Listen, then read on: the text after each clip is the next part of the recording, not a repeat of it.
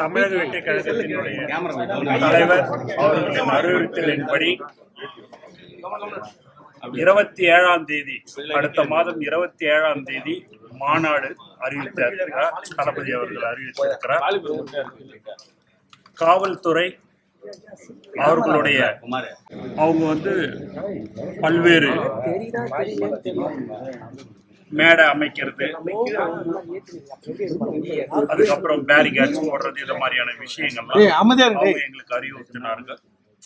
அது எல்லாமே அதற்கு உண்டான அவர்கள் கேட்டு உட்பட்டு விளக்கத்தை நாங்கள் அளித்திருக்கிறோம். ஆகவே இந்த மாநாடு மிக சிறப்பாக வெற்றி மாநாடாக நடைபெறும் என்பதை இந்த நேரத்தில்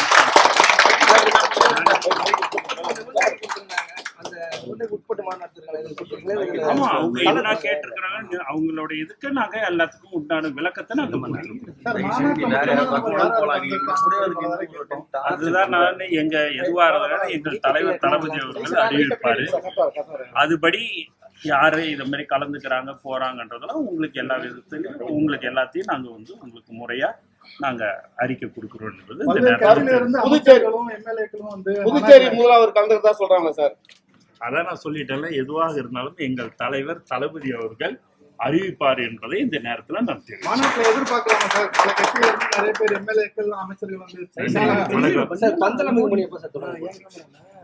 மிக விரைவில் இன்னும் ஒரு வாரத்துக்குள்ளாக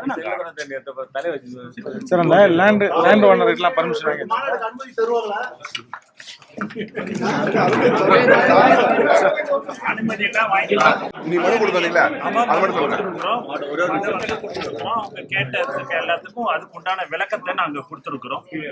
அது அடுத்த மாதம் 27ஆம் தேதி மாலை 4 மணிக்கு ஆரம்பிக்கப்படுகிறது மாநாடு என்பதை இந்த நேரத்தில் தெரிவிச்சு மனு கொடுத்ததுக்கு காவல்துறையினர் அவங்க கேட்ட கேள்வி அவங்களுடைய என்னென்னலாம் அவங்க தேவை இது மாதிரி எல்லாம் இருக்குது. பேரிகேட்ஸ் போடணும், மேடை இப்படி அமைக்கணும், இந்த மாதிரி எல்லாம் சொல்லி 21 கேள்விகள் மேல கேட்பாங்களா? இல்ல கேட்கலங்க. அவங்க கேட்ட எல்லாத்துக்குமே நாங்க விளக்கத்தை கொடுத்துட்டோம். 27ஆம் தேதி கண்டிப்பாக மாநாடு நடைபெறும். பாதகம் செய்பவரை கண்டால் நாம் பயங்கொள்ளலாகாது பாப்பா, மோதி மிதித்து விடு பாப்பா, அவர் முகத்தில் உமிழ்ந்து விடு பாப்பா.